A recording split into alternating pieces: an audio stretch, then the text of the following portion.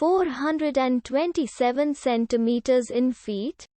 First of all, we need to know the value of 1 centimeter in feet. It's always 1 centimeter equals 0.03280839895 feet. Now we have to multiply 0.03280839895 by 427.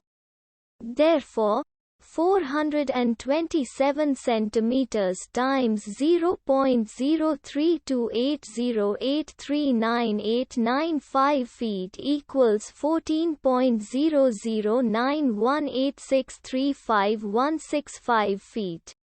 So, in other words, 427 centimeters equals 14.00918635165 feet. We hope you have enjoyed this video. Please like and subscribe to our channel for more videos like this.